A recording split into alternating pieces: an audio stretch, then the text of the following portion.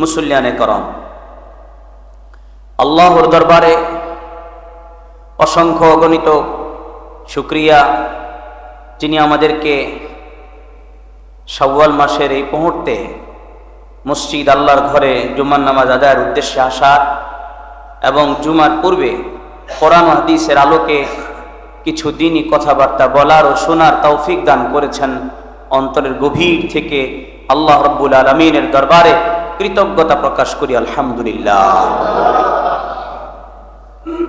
গত জুমায় আলোচনা চলছিল মৃত্যুর সাথে ঘুমের সাথে একটা গভীর সম্পর্ক আছে, যার কারণে আমরা ঘুমের সময় দোয়াই পড়ি, আল্লাহুম্মা বিসমিকা আমুতু ওয়া আহইয়া। হে আল্লাহ, আমি আপনার নামের বরকত সাথে নিয়ে মৃত্যুবরণ করছি। আপনার ইচ্ছা হলে, আবার চাহিদা হলে, আপনার পক্ষ থেকে আমার অনুমতি থাকলে আবার আমি সকালবেলা জাগ্রত হব। মৃত্যুর সম্পর্ক তুলনামূলক অন্য জিনিসের চেয়ে ঘুমের সাথে বেশি। তাই ঘুমটাকে কিভাবে ইবাদতে পরিণত করা যায় এ বিষয়ে গত জুমা আলোচনা চলছিল। বলা হয়েছিল 5টা এমন আমল আছে, এই আমলগুলোর দ্বারা আমাদের ঘুমকে আমরা ইবাদতে পরিণত করতে পারি। 1 নম্বর আমল ছিল বিছানায় যাওয়ার পরে লা ইলাহা ইল্লাল্লাহু ওয়াহদাহু লা শারীকা লাহু লাহুল মুলকু ওয়া লাহুল হামদু ওয়া হুয়া আলা কুল্লি শাইইন কাদির, লা হাওলা ওয়া লা কুওয়াতা ইল্লা বিল্লাহিল আলিয়্যিল আযীম, সুবহানাল্লাহ ওয়ালহামদুলিল্লাহ ওয়া লা ইলাহা ইল্লাল্লাহু ওয়াল্লাহু আকবার। এই দোয়া 3টি পড়া। 2 নম্বর কাজ ছিল সূরাতুল ইখলাসের তেলাওয়াত করা এবং সূরাতুল ফালাক ও নাসের আমল করা। 3 নম্বর কাজ ছিল আয়াতুল কুরসি পড়া, কেননা রাসূলুল্লাহ সাল্লাল্লাহু আলাইহি ওয়াসাল্লাম তার উম্মতকে প্রত্যেক নামাজের পরে, ফরজ নামাজের পরে আয়াতুল কুরসি পড়ার ফজিলত বর্ণনা করেছেন এবং রাতে ঘুমানোর সময়ও আয়াতুল কুরসি পড়ার ফজিলত বর্ণনা করেছেন, যেমনটা গত জুমায় আপনারা শুনেছিলেন। 4 নম্বর আমল ছিল সূরাতুল মুলক পাঠ করা। প্রতি রাতে সূরাতুল মুলক পাঠ করা। এই সূরা যে পাঠ করবে, জীবনভর যে পাঠ করবে, মারা যাওয়ার পরে যখন ফেরেশতারা ওই মৃত ব্যক্তিকে প্রশ্ন করতে আসবে ডান দিক থেকে, সূরাতুল মুলক সেখানে গিয়ে বাধা দিবে। আবার আযাবের ফেরেশতারা যখন আসবে বাম দিক থেকে, সূরাতুল মুলক তাদেরকে বাধা দিবে। আবার যখন মাথার দিক থেকে আসতে চাইবে তো সূরাতুল মুলক তাদেরকে বাধা দিবে। পায়ের কাছ থেকে আসতে চাইবে, সূরাতুল মুলক তাদেরকে বাধা দিবে। ফেরেশতারা আল্লাহ তাআলার কাছে অভিযোগ নিয়ে আসবেন, বলবেন, হে আল্লাহ, আপনার বান্দাকে তো কোনোভাবেই আমরা শাস্তির সম্মুখীন করতে পারছি না। জাহান্নামের শাস্তির কিনারা পৌঁছানো সম্ভব হচ্ছে না। জাহান্নামের শাস্তির কিছু আওয়াজ, কিছু বাতাস এখানে পৌঁছানো সম্ভব হচ্ছে না। এক সূরা এসে আমাদের সাথে তর্ক বিতর্ক করছে, আযাব তার কাছে পৌঁছানোর ক্ষেত্রে প্রতিবন্ধকতা তৈরি করছে। আল্লাহ তাআলা বলেন, চলো আমার বান্দাকে আমি মাফ করে দিলাম। সূরাতুল মুলক।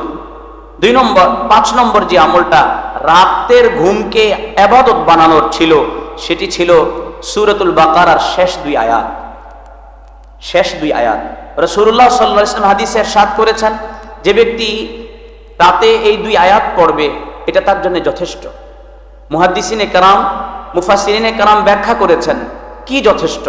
তো কেউ বলেছেন রাতে পাহারাদারির জন্য এই 2 আয়াতই যথেষ্ট। কেউ বলেছেন রাতের ইবাদতের জন্য এতটুকুই যথেষ্ট। কেউ বলেছেন সার্বিক নিরাপত্তার জন্য এতটুকুই যথেষ্ট। কেউ বলেছেন জাহান্নামের আযাব থেকে মুক্তির জন্য এই 2 সূরাই যথেষ্ট, এই 2 আয়াতই যথেষ্ট। তো রাতের ঘুমটাকে ইবাদতে পরিণত করার জন্য গত জুমায় এই 5 পয়েন্টে আলোচনা করা হয়েছিল। রাতের এই লং টাইমের ঘুমকে কিভাবে আমরা ইবাদতে পরিণত করতে পারি এই বিষয়ে আমাদেরকে ফর্মুলা, এই 5টা ফর্মুলা দেওয়া হয়েছিল। আশা করি গত জুমার আলোচ্য বিষয়ের যে সংক্ষিপ্ততা ছিল সেটা ইতোমধ্যে বুঝতে পেরেছি এবং এই অনুযায়ী আমরা আমাদের এই দীর্ঘ সময়ের রাতের ঘুমকে ইবাদতে পরিণত করার জন্য এই 5টি কাজ করব ইনশাআল্লাহ। আজকে আলোচ্য বিষয় হলো একজন মুমিনের সাথে কোরআনের সম্পর্ক কেমন হওয়া চাই। এই যে আমরা কথায় কথায় বলি, হুজুর মেয়েটা অসুস্থ, ছেলেটা অসুস্থ, ব্যবসা বাণিজ্যে বরকত হচ্ছে না, আমার বাসা থেকে ঘর থেকে বিপদ যাচ্ছেই না, আমার মা বিছানায় পড়া উঠছেনই না, বাবাটা হসপিটালের বেডে শুয়ে আছেন, কোনোভাবে সারছেই না, টাকা লাগিয়েছিলাম ব্যবসার কাজে, বরকত হচ্ছেই না। এই যে শুধু অভিযোগ অভিযোগ অভিযোগ করতেই থাকি, এর কারণ কি?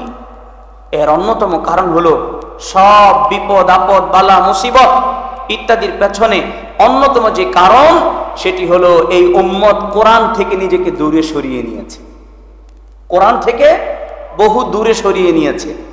তাই এই সব কিছু থেকে যদি পরিত্রাণ পেতে চাই, মুক্তি পেতে চাই, শান্তিময় জীবন গঠন করতে চাই, এই জীবনের পর পরকালের জীবনকে শান্তিময় করতে চাই, তো তাহলে অবশ্যই কোরআনের ধারস্থ হতে হবে, কোরআনের কাছে আসতে হবে, কোরআনের ঘ্রাণ নিতে হবে, কোরআন তেলাওয়াত করতে হবে, কোরআন পড়তে হবে। কোরআনই একমাত্র আল্লাহ কাছে আমাদেরকে নৈকট্য ভান করতে পারেন, আমাদেরকে আল্লাহ তাআলার নৈকট্য ভাজনের অন্তর্ভুক্ত করতে পারেন, আল্লাহ তাআলার কাছাকাছি করে দিতে পারেন কোরআন তেলাওয়াত। কেন?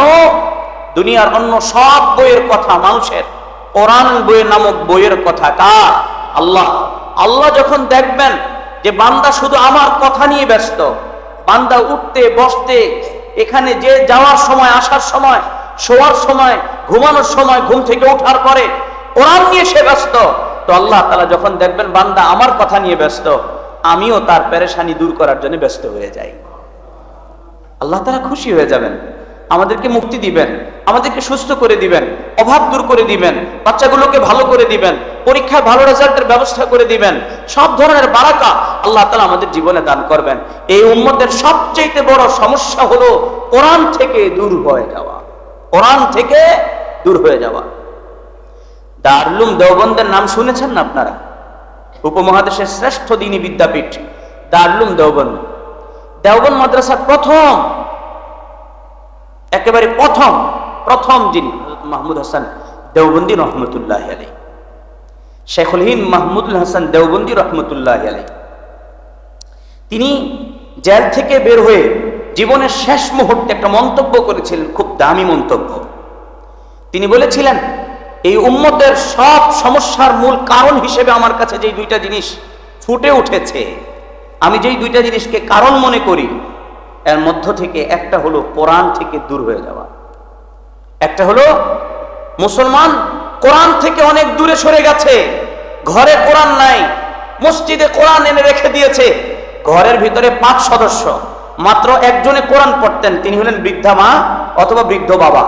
মারা যাওয়ার পরে তার টাকা পয়সাগুলো সব নিজেরা নিয়ে নিয়েছে, আর কোরআনে কারিমটা মসজিদে দিয়ে দিয়েছে। আমাদের ঘরে তো কেউ কোরআন পড়তে পারে না, তাই ঘরে কোরআন থাকলে সম্মান বজায় রাখবে কে? মাঝে মাঝে ময়লা ধুলোবালি ভরে যায়, তো এটা পরিষ্কার করবে কে? এর জন্য আবার অজু করতে হয়, স্পর্শ তো করতে হলে অজু করতে হয়। এসব ঝামেলা আমাদের ঘরে রাখার দরকার নেই। নাউজুবিল্লাহ মিন যালিক, চলো এটা মসজিদে দান করে দিই, মানুষ পড়বে, দোয়া করবে আমাদের জন্য।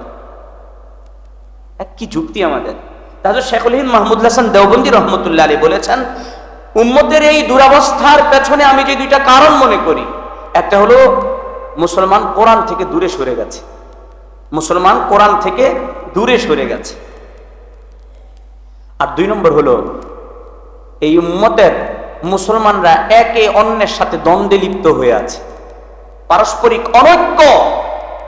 সে আমার না, অমুক গ্রুপ অমুকে অমুক গ্রুপের, অমুকে অমুক মসজিদের, অমুকে অমুক মাদ্রাসা, অমুকে অমুক প্রতিষ্ঠানের, অমুকে অমুক সোসাইটির, অমুকে অমুক অমুক কোম্পানির, আমাদের না, তাই তার সাথে মিলা যাবে না, কথা বলা যাবে না, উঠা বসা করা যাবে না, তার কোনো ভালো কথা নেওয়া যাবে না, খারাপ কথা থেকে খারাপ কাজ থেকে সে নিষেধ করলে সেটা মানা যাবে না। উম্মতের এই অনৈক্য এবং কোরআন থেকে দূরে সরে যাওয়া, এই দুইটা কারণকে তিনি ব্যক্ত করেছেন এই মুসলমান বর্তমান মুসলিম উম্মার যেই দুরবস্থার কারণ হিসেবে। তাই তিনি বলেছেন যে আমার আকাঙ্ক্ষা, আমার আশা যেন হিন্দুস্তানের কোনায় কোনায় প্রত্যেকটা মসজিদে মসজিদে আবার সকালের মক্তব চালু হয়। আজকে যদিও আমরা না পারি, আমরা তো চেষ্টা করব আমাদের মক্তব মসজিদে চালু করতে, যদি সকালে না পারি তাহলে দুপুরে করব। অনেকে এখানে এমন আছেন যাদের বাড়িতে, গ্রামের বাড়িতে মসজিদ আছে, ওই মসজিদের সভাপতি আপনি, অথবা সেক্রেটারি আপনি, অথবা অনুদানদাতা আপনি, আপনার টাকায় ওখানকার ইমাম সাহেব এবং মুয়াজ্জিন খাদেমদের বেতন চলে। মাসিক হাদিয়া তারা পান আপনার টাকা থেকে, তাহলে আপনি এত কাজ করতে পারেন, 10,000 টাকা, 5,000 টাকা, 7-8 টাকা দিয়ে একজন কারি সাহেব রাখতে পারেন না, একজন হুজুর রাখতে পারেন না আপনার মক্তবের জন্য? বলেন, চেষ্টা করবো কিনা ইনশাআল্লাহ? অথবা ইমাম সাহেবকেই বলেন, মুয়াজ্জিন সাহেবকেই বলেন যে আপনাকে কিছু হাদিয়া বাড়িয়ে দেওয়া হবে। আর মুয়াজ্জিন সাহেবকে হাদিয়া বাড়িয়ে দিতে হবে কেন? ইমামকে হাদিয়া বাড়িয়ে দিতে হবে কেন? খাদেমকে হাদিয়া বাড়িয়ে দিতে হবে কেন? একজন মসজিদের ইমাম, মুয়াজ্জিন, খতিব, খাদেম হিসেবে তার তো এটা ইমানই দায়িত্ব যে প্রত্যেকটা মানুষ এই এলাকার যেন কোরআন পড়নেওয়ালা হতে পারে, এই চেষ্টা করা, এটা আমাদের ইমানই দায়িত্ব। আমরা করতে রাজি। আমাকে বলেন, আমাকে প্রস্তাব দেন, আমি সপ্তাহে একদিন হইলো, 1 ঘন্টা হইলো আপনাদের জন্য আসবো। আপনারা যদি বলেন যে হুজুর আমরা 10 জন প্রস্তুতি নিয়েছি, 5 জন প্রস্তুতি নিয়েছি, আমরা 100 জন প্রস্তুতি নিয়েছি, যতজন বলেন আমরা কোরআন শিখবো, আমি নিজে আসবো, এসে কোরআন পড়িয়ে যাবো ইনশাআল্লাহ। মসজিদের মুয়াজ্জিন সাহেব রাজি আছেন, পড়াচ্ছেনও প্রতিদিন। আমাদের ইমাম সাহেবকে বললে উনিও পড়াবেন, কিন্তু শর্ত একটাই, প্রথম দিন এসে এর পরের দিন আবার লাপাতা হয়ে যাবেন। সমস্যা তো এখানেই। প্রথম দিন ক্লাসে 10 জন, পরের দিনের ক্লাসে 8 জন, পরের দিনের ক্লাসে 5 জন, পরের দিনের ক্লাসে 3 জন, পরে দেখা যায় 1 জন, এরপরে কেউ নাই। তো তাহলে আপনি আমার সময় কেন নষ্ট করলেন? তবুও আসেন একবারে সমাজের উচ্চপদস্থ কর্মকর্তাদের থেকে নিয়ে নিম্ন স্তরে পর্যন্ত সব শ্রেণীর মুসলমানদেরকে আমি আহ্বান করছি, আমার এই মসজিদের এরিয়া যতটুকু আমার মাইকের আওয়াজ যাচ্ছে, পুরুষ হন, মহিলা হন, মহিলা হলে মহিলাদেরকে দিয়ে আপনারা ঘরে ব্যবস্থা করেন। আপনাদের এলাকায় মহিলা মাদ্রাসার অভাব নেই, কোনো একটা মহিলা মাদ্রাসা থেকে 2 জন 3 জন মানুষকে নিয়ে এই কোরআনের ব্যবস্থা করেন। আর আমরা মসজিদে প্রস্তুত আছি, আমাদের কাছে কোরআন শিখতে আসেন, আমরা শিখাতে রাজি আছি। আপনারা শিখবেন তো ইনশাআল্লাহ? আপনারা আমাদেরকে প্রস্তাব করেন। আমাদের মসজিদের সভাপতি সাহেব আশা করি নিচে আছেন, ক্যাশিয়ার সাহেব আছেন, এই ফ্লোরে আমাদের সম্মানিত সেক্রেটারি মহোদয় আছেন, কমিটির অন্যান্য সদস্যবৃন্দ আছেন। আমি সবাইকে বলবো, আপনারা আগে প্রস্তুতি নেন, মসজিদ কমিটির যারা আছেন তারা, যে আমরা আমাদের হুজুরের কাছে কোরআন শিখবো, তাহলে আপনাদের দেখা দেখি অন্যরা আসবে।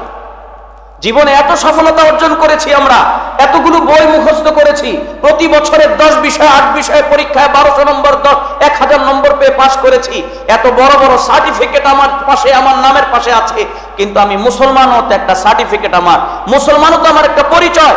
আমি গত জুমায় বলেছিলাম, একজন মানুষের মুসলমানের সফলতা 2 ধরনের, একটা হলো দুনিয়ার সফলতা, আর একটা হলো আখিরাতের সফলতা।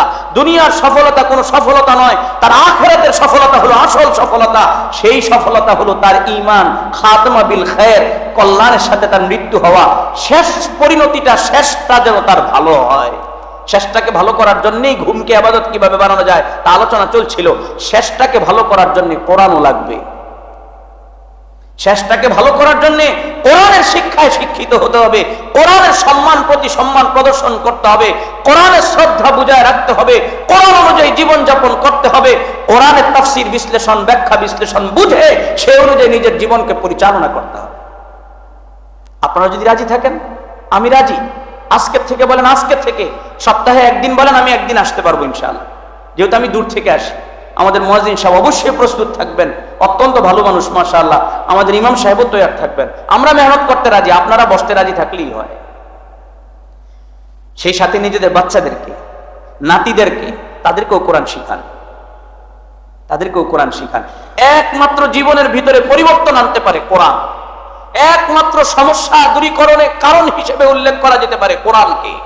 কোরআনই একমাত্র কিতাব, কোরআনই সমাধানের রাস্তা। আপনারা ঘটনা শুনে থাকবেন, বহুতবার শুনেছেন, হযরত ওমর ইবনুল খাত্তাব রাদিয়াল্লাহু তাআলা যেদিন ইসলাম গ্রহণ করেছিলেন, তার আগের দিন আসরেও হুজুর সাল্লাল্লাহু আলাইহি ওয়াসাল্লাম আল্লাহর কাছে দোয়া করেছিলেন, হে আল্লাহ, হয়তো আবু জাহাল অথবা ওমর ইবনুল খাত্তাব, এই 2 জনের মধ্য থেকে কোনো একটা শক্তি আপনি ইসলামের পক্ষের জন্য কি করেন, কবুল করেন। ওই রাতেই মিটিং হয়েছিল যে কে মুহাম্মাদের কল্লা এনে দিতে পারবে বলো, নাউজুবিল্লাহি মিন যালিক, কে করতে পারবা? তো সেই সময় হযরত ওমর ইবনুল খাত্তাব রাদিয়াল্লাহু তাআলা রাজি হয়েছিলেন। পরদিন যাচ্ছিলেন মুহাম্মদ সাল্লাল্লাহু আলাইহি ওয়াসাল্লামকে শহীদ করবেন সেই নিয়তে, কিন্তু পথিমধ্যে দেখা হয়ে গেল হযরত নুআইম, আবু নুআইম রাদিয়াল্লাহু তাআলার সাথে। জিজ্ঞাসা করলেন, ওমর কোন দিকে ছুটে চলছো? বলা হলো যে আমি তো কালকে মিটিংয়ে আমি সিদ্ধান্ত নিয়েছিলাম যে আমি নাউজুবিল্লাহ মুহাম্মদকে কি করব, হত্যা করব। তো বলছেন তুমি মুহাম্মদকে হত্যা করতে যাচ্ছ, সে ইসলামের দাওয়াত দেয় এই অপরাধী, তো চলো তোমার ঘরের খবর নাও, তোমার বোন এবং বোনজামাই তারা দুজনও মুসলমান হয়ে গেছে। হযরত ওমর রাদিয়াল্লাহু তাআলা আনহু রেগে গেলেন, ছুটে চললেন তার বোনের বাড়িতে গিয়ে, ওখানে বাহির থেকে আওয়াজ আসছে কোরআনে কারীমের তেলাওয়াতের।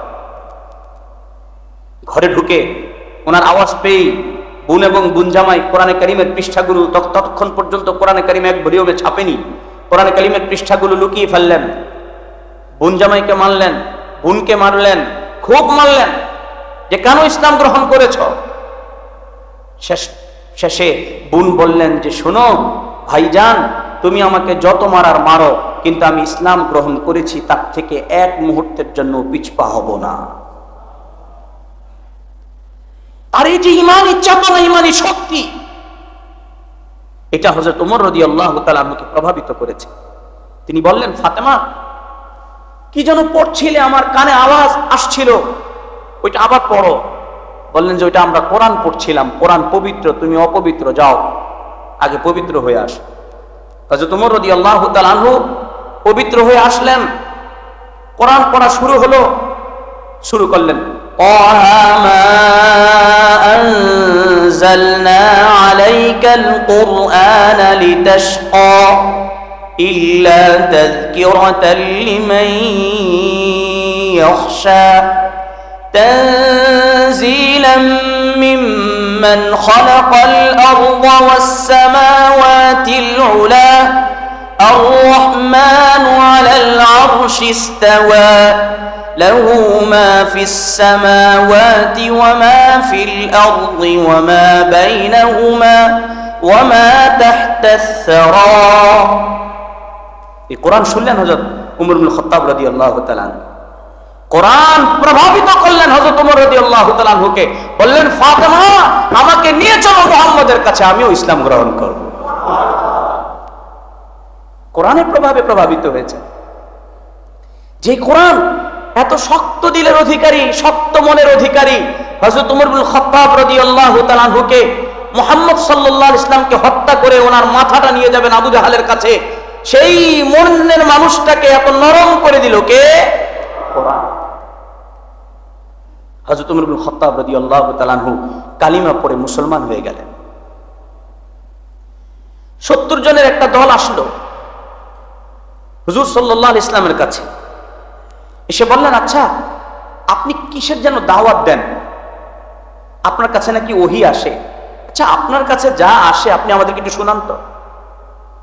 তো হুজুর সাল্লাল্লাহু আলাইহি ওয়াসাল্লাম তাদেরকে সামনে রেখে পড়া শুরু করলেন, বিসমিল্লাহির রহমানির রহিম, ইয়াসিন ওয়াল কুরআনিল হাকীম, ইন্নাকা লামিনাল মুরসালিন আলা সিরাতিম মুস্তাকিম। পড়ছেন হুজুর আর কাঁদতেছে ওই 70 জন। হুজুর সাল্লাল্লাহু আলাইহি ওয়াসাল্লাম তেলাওয়াত করছেন আর তাদের চোখ বেয়ে বেয়ে পানি পড়ছে, চোখ বেয়ে বেয়ে পানি পড়ছে। কোরআন এই চিত্রটাকে 7 নম্বর পারার প্রথম আয়াতে তুলে ধরেছে, وَإِذَا سَمِعُوا مَا أُنزِلَ إِلَى الرَّسُولِ تَرَى أَعْيُنَهُمْ تَفِيضُ مِنَ الدَّمْعِ مِمَّا عَرَفُوا مِنَ الْحَقِّ يَقُولُونَ رَبَّنَا آمَنَّا فَاكْتُبْنَا مَعَ الشَّاهِدِينَ। আল্লাহ তাআলা বলেন, রাসূলের কাছে যা নাজিল করা হয়েছে তারা যখন তা শুনলো, তো আপনি তাদের চেহারার দিকে তাকিয়ে দেখেন চোখ থেকে পানি বেয়ে বেয়ে পড়ছে। কেন? তারা হক বুঝে গেছে যে এটাই কি হক এবং সত্য। মুহাম্মদ যে দাওয়াত নিয়ে এসেছেন এটাই সত্যি দাওয়াত, এটাই ধর্ম, এটাই মানা। 70 জন বলে উঠলো, ইয়া রাসূলুল্লাহ, আল্লাহকে সাক্ষী রেখে বলছি, ইয়াকুলুনা আমান্না, হে আল্লাহ আমরা ঈমান আনছি, ফাকতুবনা মা'আশ শাহিদিন, আমাদের নামও মুসলমানদের কাতারে লিখে নেন। কিসের প্রভাবে? হুজুর কি শুনিয়েছেন? কোরআন। মক্কায় যখন মুসলমানদের জন্য বসবাস অনেকটা অযোগ্য হয়ে পড়ল, তো হুজুর নির্দেশ দিলেন সাহাবীদেরকে যে তোমরা চাইলে হাবশায় যেতে পারো, চলে যাও, এখানে চলে যাও। নাজ্জাশীর বাদশাহ, মুসলমানরা সেখানে গেলেন, একটা বড় অব্দ গেলেন। যাওয়ার পরে বাদশাহ জিজ্ঞাসা করলেন, আচ্ছা বলো তো, যিনি এসেছেন তোমাদের মাঝে তিনি কি নিয়ে এসেছেন, কি বলেন তিনি তোমাদেরকে? তো হযরত জাফর ইবনে আবি তালিব, হযরত আলী রাদিয়াল্লাহু তাআলা আনহুর ভাই, তিনি বললেন, বাদশাহ জাহাপনা, আমরা আগে মদ পান করতাম, এখন ছেড়ে দিয়েছি। আমরা আগে জিনা করতাম, এখন ছেড়ে দিয়েছি। আগে আমরা নারী ক্রয় বিক্রয় করতাম, সেটা ছেড়ে দিয়েছি। আমরা আগে সন্তান, মেয়ে সন্তান, কন্যা সন্তান যদি জন্ম লাভ করত, তাকে জীবিত মাটির নিচে পুঁতে ফেলতাম, সেটা ছেড়ে দিয়েছি এই নবীর কারণে। কার কারণে? বললেন তিনি তোমাদেরকে কি শোনান? বললেন তিনি আমাদেরকে কোরআন শোনান, তার কাছে ওহী আসে, তিনি আমাদেরকে কোরআন শোনান। তো বললেন তো আমাকে একটু কোরআন শোনাও। তো তিনি পড়া শুরু করলেন, বিসমিল্লাহির রহমানির রহিম, কাফ হা ইয়া আইন সাদ, যিকরু রাহমাতি রাব্বিকা আবদাহু যাকারিয়া ইয নাদা রাব্বাহু নিদাআন খাফিয়া। হযরত জাফর কোরআন তেলাওয়াত করে শোনালেন। নাজ্জাশী নিজে মুসলমান হলেন, তার সৈন্য সামন্ত আমলা টামলা যা ছিল সবাইকে নিয়ে মুসলমান হয়ে গেলেন। কিসের বরকতে? কোরআনের বরকতে, কোরআনের বরকতে। হযরত জুবাইর ইবনে মুতঈম রাদিয়াল্লাহু তাআলা আনহু কোথাও যাচ্ছিলেন, মাগরিবের নামাজে রাসূলুল্লাহ সাল্লাল্লাহু আলাইহি সাল্লাম সূরাতুত তুর তেলাওয়াত করছিলেন, বিসমিল্লাহির রহমানির রহিম ওয়াত তুর তেলাওয়াত করছিলেন। তেলাওয়াত করছেন রাসূলুল্লাহ নামাজে। নামাজের তেলাওয়াত হযরত জুবাইর ইবনে মুতঈমকে এমন ভাবে প্রভাবিত করলেন, নামাজের পরে তিনি বললেন, আমাকেও আপনি ইসলাম ধর্মর, ইসলামের কালিমা পড়িয়ে মুসলমান বানিয়ে দেন। কিসের প্রভাবে? কোরআনের প্রভাব। হযরত উসমান বিন মাদউন রাদিয়াল্লাহু তাআলা তিনি বললেন, হে আল্লাহর রাসূল, আপনার কাছে যে ওহী আসে আপনি আমাকে শোনান, একটু শোনান। তো তিনি একটা আয়াত পড়লেন, যে আয়াতের ব্যাপারে মুফাসসিরিনে কেরাম ঐক্যমত্য পোষণ করেছেন যে যদি গোটা কোরআনে কারীম নাজিল না হয়ে শুধু ওই আয়াতটা নাজিল হতো, তাহলে মুসলিম উম্মার হেদায়েতের জন্য ওই এক আয়াতই যথেষ্ট হতো। কারণ ওই আয়াতের ভিতরে আল্লাহ তাআলা তিনটা নির্দেশ দিয়েছেন, তিনটা কাজ থেকে নিষেধ করেছেন। ইন্নাল্লাহা ইয়া'মুরু বিল আদলি ওয়াল ইহসান ওয়া ইতা'i যিল কুরবা ওয়া ইয়ানহা আনিল ফাহশাই ওয়াল মুনকারি ওয়াল বাগই ইয়া'ইযুকুম লা'আল্লাকুম তাযাক্কারুন। নিশ্চয় আল্লাহ তাআলা তোমাদেরকে পরস্পরে সমান সমান আদল ইনসাফের নির্দেশ দিয়েছেন, একের প্রতি অন্যের অনুগ্রহের নির্দেশ দিয়েছেন, আত্মীয়তা বজায় রাখার কথা বলেছেন, নিকট আত্মীয়দের খবরাখবর নেওয়ার খোঁজ খবর রাখার নির্দেশ দিয়েছেন। এই আয়াত শুনে হযরত উসমান বিন মাযউন রাদিয়াল্লাহু তাআলা আনহু ইসলাম ধর্ম গ্রহণ করে মুসলমান হয়ে গেলেন। কিসের বরকতে? কোরআনের বরকতে। সেই কোরআন তো আর এখন আমাদের বাংলাদেশে পাওয়া যায় না, তাই না? নাই তো মনে হয়, মসজিদগুলোতেও নাই, বাড়িতে তো নাই, মসজিদগুলোতে তো মনে হয় নাই, না আছে? আরে কোরআনওয়ালারা তো আছে না।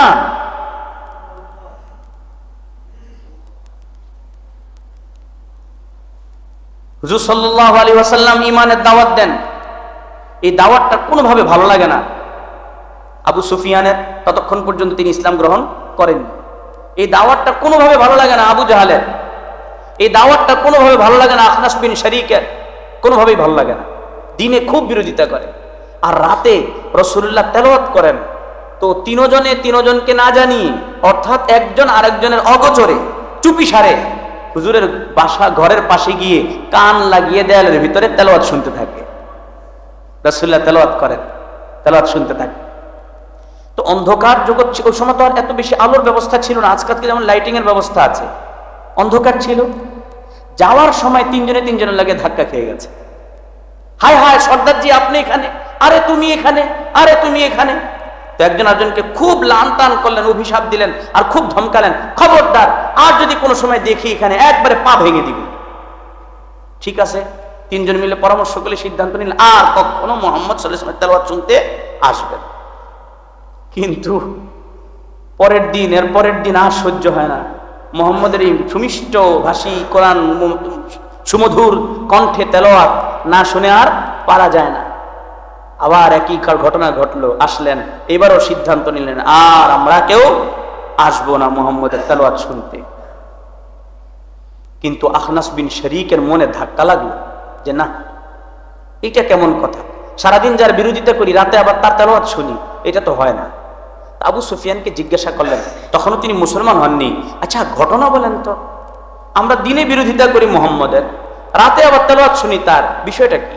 বললেন, দেখো আসলে আমরা তো জানি যে মুহাম্মদ জানিয়ে আসছে তাই সত্য, এটাই হক, কিন্তু ওই যে আমাদের একটা বংশীয় ব্যাপার স্যাপার আছে, এইটা কোনোভাবে মানতে পারি না। এই জন্য সে যা বলে তা করে, তা তো সত্যই, এই জন্য শুনতে হয়। সে আসলে পাগল টাগল কিচ্ছুই নাই, যে আমরা বলি সারাদিন বলে বেড়াই মক্কার অলিতে গলিতে যে সে পাগল, সে এই, সে জাদুকর, আসলে সে এগুলো কিচ্ছুই না। সে একটা সুস্থ মানুষ এবং সবচেয়ে ভালো মানুষ, সে যা বলে সব সত্য বলে।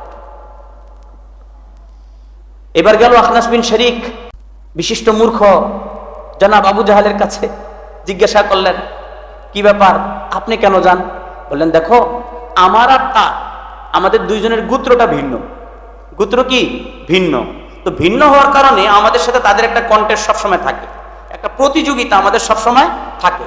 তারা যদি দান করে আমরাও দান করি, তাদের যদি বীর বিক্রম থাকে আমাদেরও বীর বিক্রম আছে, তাদের যদি সাহসী পুরুষ থাকে আমাদেরও সাহসী পুরুষ আছে, তাদের মেয়েরা যদি সুন্দরী হয় আমাদের মেয়েরও সুন্দরী, তাদের যদি ধন সম্পদ থাকে আমাদেরও আছে। কিন্তু এই জিনিসটা কোনোভাবে মেনে নিতে পারতেছি না যে এই সত্য ধর্মটা কার কাছে আসবে, তাদের গোত্রে আসবে, এটা কোনোভাবে মেনে নিতে পারতেছি না। এই কারণে মূলত মুহাম্মদের ধর্ম মানি না, নতুবা মুহাম্মদ যা বলেন এটাই কি সত্য। কথা কি বুঝে আসছে? এরা তিনজনই প্রভাবিত হইতো কিসের দ্বারা বলেন তো? কোরআন দ্বারা। কোরআন দ্বারা আমরা কোরআনকে পিছে রাখছি। কার কার বাসায় কোরআন শিব আছে দেখি তো, হাত উঠান। কোরআন শিব আছে কয়জনের বাসায়? মাশাআল্লাহ। কয়জনে কোরআন শরীফ পড়তে পারেন? হাত উঠান। মাশাআল্লাহ। নির্ভুল পড়তে পারেন এরকম কয়জন আছেন দেখি হাত উঠান। মাশাআল্লাহ। আল্লাহ এই সংখ্যা দিন বদিন বাড়ার তৌফিক দান করেন। এই সংখ্যা বাড়াতে হবে, এই সংখ্যা বাড়ুক, আমরা আল্লাহ তাআলার কাছে দোয়া করি। একজন আমাকে শুনাইতেছেন, হুজুর আমি তো বুড়া হওয়ার পরে কোরআন শরীফ শিখছি, বুড়া হওয়ার পরে বড় মানুষ হয়ে গেছি, তখন আমার বুঝে আসছে যে না কোরআন শিখা দরকার, পরে কোরআন শিখছি। আচ্ছা, এরপরে উনি আমাকে যখনই পান তখনই বলেন এই কথা। কেন বলেন জানেন? ওনার খুশি মনে যে উনি কোরআন শিখছেন। তাহলে বলেন তো, এই লোকটা যদি কোরআনের তর্জমা, অর্থ, বালাগাত, ফাসাহাত, বারাত বুঝতো, তাহলে তার কত খুশি লাগতো, আরো খুশি লাগতো। আমরা কিন্তু এর থেকে বঞ্চিত, আমরা কিন্তু এর থেকে বঞ্চিত। কোরআনই পারে আমাকে আপনাকে উঠাতে, কোরআনই পারে এই সমাজটাকে পরিবর্তন করতে, কোরআনই পারে অসৎ লোকগুলোকে সৎ বানাতে, কোরআনই পারে বেনামাজি মানুষগুলোকে নামাজি বানাতে, কোরআনই পারে বেরোজগারকে রোজা রাখাতে, কোরআনই পারে এই অসুস্থ সমাজকে সুস্থ সমাজে পরিণত করতে। এই কারণে কোরআনের সাথে আমাদের সম্পর্কটা বাড়াই, কোরআনের সাথে আমাদের সম্পর্কটা বাড়াই, বাড়াবো তো ইনশাআল্লাহ। খলিফা মামুনের নাম শুনেছেন তো? প্রতি বছরই সে বাৎসরিক একটা আয়োজন করত। ওই আয়োজনে, ওই মজলিসে, প্রোগ্রামে দুনিয়ার সমস্ত পণ্ডিতদেরকে সে দাওয়াত দিত, চাই মুসলমান হোক আর চাই কি হোক, গায়ের মুসলিম হোক বা মুসলিম হোক, সবাইকে পণ্ডিতদেরকে দাওয়াত দিত। মুসলমানদেরও পণ্ডিতদেরকে, আলেমদেরকে দাওয়াত দিত, আর ইহুদি নাসারাদেরও পণ্ডিতদেরকে দাওয়াত দেওয়া হতো। তো তার দরবারে আগত মেহমানদের মধ্য থেকে একজন ইহুদি পণ্ডিত, সে চমৎকার বয়ান পেশ করছে। কেননা ওইখানে যারা আসে খাওয়া দাওয়াও হয়, ফুর্তি ফাট্টাও হয়, নানান কথাবার্তাও হয়, যার যার ধর্মকে সে আগে বাড়ানোর জন্য নানা রকম যুক্তিও পেশ করে। খলিফা মামুন এগুলো শুনে আর মজা নেয়। তো একজন হিন্দু ইহুদি পণ্ডিতের বক্তব্য এবং উপস্থাপনা তাকে প্রভাবিত করেছে, তার কাছে চমৎকার লেগেছে। তাকে ডাকলেন, ডেকে বললেন যে চলো তুমি ইসলাম গ্রহণ করো, মুসলমান হয়ে যাও, তোমার এই শক্তিটা আমরা ইসলামের পক্ষে কাজে লাগাবো চিন্তা করেছি, তুমি মুসলমান হয়ে যাও। সে বললেন যে না, আমি মুসলমান হব না। তো মুসলমান হয়নি, চলে গেছে। পরের বারের দাওয়াতে যখন আবার সমগ্র সব ধর্মের মুসলমানদের পণ্ডিতদেরকে ডাকা হলো, সেখানে সেও এসেছে, কিন্তু এবার সে ইহুদি পণ্ডিত হয়ে নয়, মুসলমানদের পণ্ডিত হিসেবে এসেছে। খলিফা মামুন চমকে গেল যে কি হলো ঘটনা, আমি তো তাকে বলেছিলাম যে তুমি ইসলাম গ্রহণ করো, কিন্তু সে করলো না। ডেকে পাঠালেন, ভাই কি হলো, 1 বছরের মাঝে তুমি আবার মুসলমান হয়ে গেলা, এর আগের প্রোগ্রামে তো তোমাকে আমি দাওয়াত দিয়েছিলাম, তুমি আমার দাওয়াত গ্রহণ করোনি, এখন কি হলো যাতে তুমি বাধ্য হয়ে ইসলাম ধর্ম গ্রহণ করলা? তো একটা চমৎকার ঘটনা শুনিয়েছেন ওই ইহুদি পণ্ডিত, যিনি পরবর্তীতে মুসলমান হয়ে গেছেন, তিনি চমৎকার ঘটনা শুনিয়েছেন। তিনি বলেন, শুনেন, আমি তাওরাতটাকে লিখেছি আমার হাতে। আমি তো একজন ইহুদি পণ্ডিত ঠিকই, পাশাপাশি আমি একজন লেখকও, আমি লেখিও, লিখতে পারি। তা আমি তাওরাতকে আমার হাতে, নিজ হাতে লিখেছি। লিখে ভিতরে উল্টাপাল্টা করে, পরিবর্তন করে, সংযোজন বিয়োজন করে, উপরের মলাটটা খুব দামি মলাট দিয়েছি, প্রচ্ছদটা খুব সুন্দর করেছি, সাজিয়েছি। এরপরে তাওরাতের পণ্ডিতদের কাছে আমি এটা নিয়ে গেছি যে দেখো আমি নিজ হাতে লিখেছি, তোমরা এটা গ্রহণ করতে পারো। তারা উপরে চাকচিক্য আর বাহ্যিক সৌন্দর্য দেখে আমার থেকে কিনে নিয়ে রেখে দিয়েছে, ভিতরে যে আমি পরিবর্তন করেছি, সংযোজন বিয়োজন করেছি, এটা আর টের পাইনি। আমি তাদের থেকে হাদিয়া নিয়ে চলে আসছি। এরপর আমি ইনজিলটাকে নিলাম, নিয়ে আমি আবার লিখলাম আমার হাতে, পরিবর্তন সংযোজন বিয়োজন করে, এভাবে মলাট সুন্দর করে, উপরের কারুকার্য খুব ভালো করে আমি নিয়ে গেলাম খ্রিস্টান পণ্ডিতদের কাছে যে লও, আমি তোমাদের জন্য তোমাদের কিতাবটাকে সুন্দর করে সাজিয়ে নিয়েছি, তোমরা রাখো। তারা উপরের চাকচিক্য দেখে, সৌন্দর্য মণ্ডিত দেখে রেখে দিল, আমাকে হাদিয়ে দিয়ে বিদায় করে দিল। আর আমি যে ভিতরে পরিবর্তন করছি টেরও পেল না। বলেন যে এরপরে আমি কোরআনে কারীম নিয়েছি। তো কোরআনে কারীম হাতে নিয়ে আমি কোরআনে কারীম নিজ হাতে লিখেছি, জায়গায় জায়গায় পরিবর্তন করেছি, সংযোজন বিয়োজন করেছি করে এবার মুসলমান আলেমদের কাছে গেলাম যে লাও তোমাদের জন্য হাদিয়া আনছি। এখানেও মলাট খুব সুন্দর, উপরে খুব সুন্দর করে সাজিয়ে গুজিয়ে তাদের কাছে পেশ করা হলো। তো ওনারা ফার্স্ট প্রশ্ন আমাকে যেটা করলেন সেটা হলো, তুমি কে? তুমি যে আমাদের কোরআন নিজ হাতে লিখে আমাদেরকে হাদিয়া দিচ্ছ, তুমি কে? বলেন যে আমি তো গায়ের মুসলিম, আমি তো একজন অমুসলিম। তাহলে আমরা হাদিয়া এখন দিব না, তুমি রেখে যাও, আমরা এটা দেখবো, তুমি অমুক দিন চলে এসো, তোমার হাদিয়া তোমাকে দিয়ে দিব, কারণ আমরা দেখবো এখানে কোনো ভুল টুল আছে কিনা। তো তিনি বলেন ঠিক আছে, আমি চলে গেলাম। কয়েকদিন পরে নির্দিষ্ট টাইমে আমি যখন গেলাম, আমার যে তারিখ দেওয়া হয়েছিল যাওয়ার জন্য, ওই সময় আমি গেলাম, গিয়ে দেখি ওনারা আমি যেই জায়গায় উল্টাপাল্টা করেছিলাম সব জায়গায় ওনারা কি করেছেন, দাগ দিয়ে চিহ্নিত করে রেখে দিয়েছেন এবং বললেন যে তুমি তো মিয়া আমাদের ধর্মকে বিকৃত করার চেষ্টা করেছ, ভুল লিখেছ, যাও, তোমার এটা আমাদের কাছে অ্যাকসেপ্ট নয়, আমরা গ্রহণ করতে পারছি না। তিনি বলেন যে এই যে কোরআনে কারীমের ব্যাপারে আর অন্যান্য 2 কিতাবের ব্যাপারে আমার লেখা, সহস্তে লেখা, পরিবর্ধন 2 কিতাবের ব্যাপারে গ্রহণ হওয়া আর 1 কিতাবের ব্যাপারে গ্রহণ না হওয়া, এটাই আমাকে বুঝিয়েছে যে একমাত্র কোরআন নাজিল হওয়ার পর থেকে আজ পর্যন্ত নিরাপদে আছে। ইন্না নাহনু নাযালনা যিকরা ওয়া ইন্না লাহু লাহাফিযুন। আল্লাহ তাআলা নিজে দায়িত্ব নিয়েছেন যে আমি কোরআন নাজিল করেছি, আমি এর সংরক্ষণ করব, দায়িত্ব নিয়েছেন। তাহলে আমাদের কাছে কোরআনের হক কি? আমি খুব অল্প সময়ের ভিতরেই 4-5টা অধিকার বলি, শেষ করে দিব। কোরআনের আমাদের কাছে চাহিদা কি, তাকাজা কি চায় কোরআন? 1 নম্বর, কোরআনের উপর ঈমান আনা। বলি হুজুর কোরআনের উপর তো আমাদের ঈমান আছেই। এই ঈমান না মুখে বলা আর ঈমান আনা, এটা নয়। ঈমান আনার অর্থ হলো এই কোরআনে সেই কোরআন যেটা মুহাম্মদুর রাসূলুল্লাহর উপর আল্লাহ নাযিল করেছেন, এই কথার ঈমান আনা। এই কোরআনে সেই কোরআন যেটা মুহাম্মদুর রাসূলুল্লাহর উপর আল্লাহ কি করেছিলেন, নাযিল করেছেন। 2 নম্বর, ঈমান আনার অর্থ হলো এই কোরআন এখনো নিরাপদ আছে, যেমন 1450 বছর আগে নাযিল হয়েছিল। 3 নম্বর, এই কোরআন, এই পূর্ণ কোরআন যেটা আল্লাহ রাসূলের উপর আল্লাহ নাযিল করেছিলেন। কেননা কেউ বলে যে এটা পুরো কোরআন না, আরো 10 পারা আছে, একজনে নিয়ে লুকিয়ে রয়েছে পাহাড়ের গুহায়, সেই ওখান থেকে কিয়ামতের আগে কি করবে, বের হবে। আমি নাম নেওয়ার দরকার, কিয়ামতের দিকে যাওয়ারই দরকার নাই। আমাদের মুসলমানের কোরআনের ব্যাপারে বিশ্বাস হতে হবে যে এটাই পূর্ণ কোরআন যেটা মুহাম্মদুর রাসূলুল্লাহ সাল্লাল্লাহু আলাইহি ওয়াসাল্লামের উপরে নাযিল হয়েছিল, এবং এটা নিরাপদ, এখনো যেভাবে নাযিল হয়েছে সেভাবেই আছে। কোনো ধরনের পরিবর্তন সংযোজন বিয়োজন আজ পর্যন্ত কি হয়নি, তাতে ঢুকতে পারেনি, জায়গায় স্থান করে নিতে পারেনি। এক নম্বর কোরআনের হক আমাদের উপরে, কোরআনের ব্যাপারে আমাদের ঈমান মজবুত করা। 2 নম্বর কোরআন তেলাওয়াত করা। 2 নম্বর কি? কোরআন তেলাওয়াত করা। যত বেশি পারি কোরআন তেলাওয়াত করব। যারা কোরআন তেলাওয়াত করতে পারি তারা কোরআন তেলাওয়াত করতে থাকবো, আর যারা এখনো পারি না তারা শিখতেই হবে, শিখতে চাইবো। পারা যাবে ইনশাআল্লাহ? শিখতে চাইবো আমরা। কিভাবে শিখতে পারি? আপনারা প্ল্যান প্রোগ্রাম করেন, আমাদেরকে বলেন, আমরা আসবো ইনশাআল্লাহ। আপনাদেরকে পড়াতে, আপনাদের সাথে মুজাকারা করতে, থাকতে রাজি আছি ইনশাআল্লাহ। কিন্তু সবাই শিখুক এটা আমরা চাই। তো 2 নম্বর হলো কোরআনের তেলাওয়াত।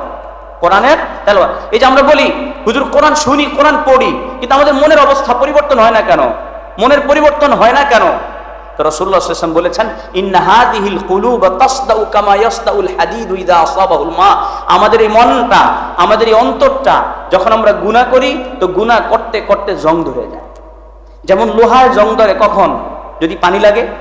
তো সাহাবায়ে কেরাম রিদওয়ানুল্লাহি আলাইহিম আজমাইন জিজ্ঞাসা করলেন, হে আল্লাহর রাসূল, মনের জং দূর করব কিভাবে?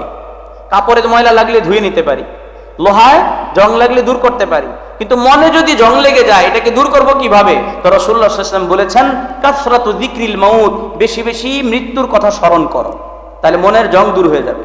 আর 2 নম্বর হলো কাসরাতু তিলাওয়াতিল কোরআন, কোরআনে কারীমের বেশি বেশি তেলাওয়াত করো, তাহলে মনের জং দূর হয়ে যাবে।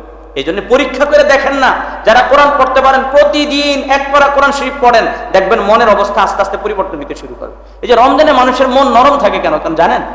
কেন নরম থাকে? কারণ হলো সে কোরআন পড়তে না পারলেও তো তারাবি পড়ে, তো তারাবি তো সে কোরআন শুনি। আর সারাদিন একটা মাহলটা, পরিবেশটা কি থাকে? কোরআনের আবহাওয়া থাকে, কোরআনের বাতাস চলতে থাকে চতুর্দিকে, কোরআন তেলাওয়াত চলতে থাকে দোকানে দোকানে, মার্কেটে মার্কেটে, গলিতে গলিতে, মসজিদে মসজিদে, ঘরে ঘরে কোরআন তেলাওয়াত চলতে থাকে। এই কারণে মূলত রমজান মাসটা আমাদের কাছে এত ভালো একটা মাস মনে হয়। দেখবেন পরিবেশটাও শান্ত থাকে, মানুষগুলো সব ভালো থাকে, দোকানদাররাও চুরি চামারি কম করে, চোরেরাও চুরি কম করে। কেন? রমজানের বরকতের কারণে। রমজান মাসে এত বরকত কেন? যেহেতু মাসটাই কোরআনের মাস। শাহরু রমাদান আল্লাযী উনজিলা ফীহিল কোরআন। রমজান মাস কোন মাস? যে মাসে কোরআন নাজিল করা হয়েছে। কারণ আমরা যদি ওই 1 মাস বাদ দিয়ে, 1 মাস সহ বাকি 11টা মাসকে আমরা কোরআনের মাস বানাতে পারি, তাহলে আমাদের ঘরে পরিবেশ ফিরে আসবে, দিনী পরিবেশ। আমাদের মসজিদগুলোতে দিনী পরিবেশ ফিরে আসবে, রাস্তাঘাটে দিনী পরিবেশ ফিরে আসবে, মার্কেটগুলোতে দিনী পরিবেশ ফিরে আসবে, মাঠে ঘাটে দিনী পরিবেশ ফিরে আসবে, আমাদের লেনদেন বেচা কেনায় দিনী পরিবেশ ফিরে আসবে, আমাদের আচার আচরণে দিনী পরিবেশ ফিরে আসবে ইনশাআল্লাহ। এই জন্য কোরআনের সাথে সম্পর্ক। তাহলে কোরআনের হক আমাদের কাছে বলেছিলাম, 1 নম্বর কোরআনের ব্যাপারে ঈমান আনা, 2 নম্বর কোরআনে কারীমের তেলাওয়াত বেশি বেশি করা, 3 নম্বর কোরআনের সম্মান করা। কোরআনের কি করা? সম্মান করা, আজমত, কোরআনের সম্মান করা। হযরত ইকরিমা রাদিয়াল্লাহু তাআলা আনহুর ব্যাপারে হাদিসে আসছে, রিওয়ায়াত আছে এইভাবে যে উনি কোরআন পেলে চুমু খেতেন, চোখে লাগাতেন, বুকে রাখতেন। আমরাও পারবো না কোরআনকে ইজ্জত করতে? শুধু চুমু খাইলে হবে না, শুধু আলমারিতে রেখে দিলে হবে না, শুধু তাকে সাজিয়ে রাখলে হবে না, পড়তে হবে। উনি পড়তেনও চুমু খাইতেন, 2টা করতেন। আর আমাদের তো এখন এক নিয়ম হয়ে গেছে, ওযু করে আইসা চুমু খায়, রেখে দেয়। এটা সম্মানের জিনিস, এটা খোলা যাবে না, পড়া যাবে না, ধরা যাবে না। বিষয়টা কি এরকম না? পয়রা পয়রা চুমু খাইতে হবে, পড়ে পড়ে চুমু খাইতে হবে। পড়ার আগে একবার চুমু খাইলেন, পড়ার আসার সময় আবার চুমু খাইলেন, এটা হইতে পারে। শুধু কোরআন শরীফ আলমারির থেকে তাক থেকে নিয়ে চুমু খেয়ে আবার রেখে দিলেন, তো কিসের সওয়াব হবে? সওয়াবটা কিসের হবে? এই কারণে কোরআনের প্রতি শ্রদ্ধাবোধ, কোরআনের সম্মান বজায় রাখা।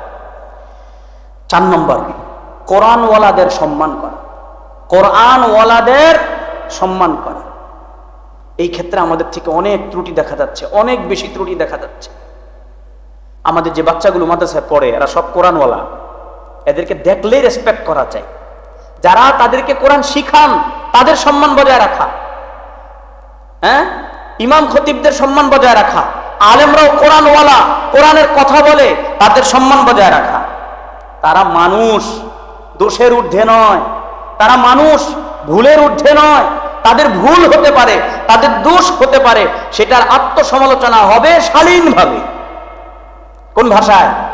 শালীন ভাষায় হবে। অশালীন কটু বাক্য, কটু কথা তাদেরকে বলা যাবে না। এটা কোরআনের প্রতি অসম্মান হবে, কেননা তারা সারাদিন কোরআন নিয়ে থাকে। তাই আহলুল কোরআন, কোরআন যারা, কোরআনওয়ালাদের সম্মান করতে হবে। এটা 4 নম্বর।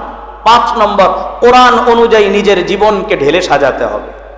কোরআন বলেছে হারাম হারাম, কোরআন বলেছে হালাল হালাল, কোরআন বলেছে নিষেধ নিষেধ, কোরআন আদেশ করেছে তাহলে মানতে হবে। কোরআন যেভাবে আমাদেরকে যেই জায়গায় দিক নির্দেশনা দিয়েছে, আমাদের মনে ধরুক বা না ধরুক, আমাদের বুঝে আসুক বা না আসুক, কোরআনের কথাই শতসিদ্ধ, সেটাকেই আমাদের মেনে নিতে হবে, চিরন্তন সত্য এই মনে করে কোরআন অনুযায়ী আমাদের জীবনকে ঢেলে সাজাতে হবে। পারা যাবে ইনশাআল্লাহ? তাহলে আমাদের উপর কোরআনের 5 হক। আমাদের উপরে কোরআনের কয় হক? 5 হক।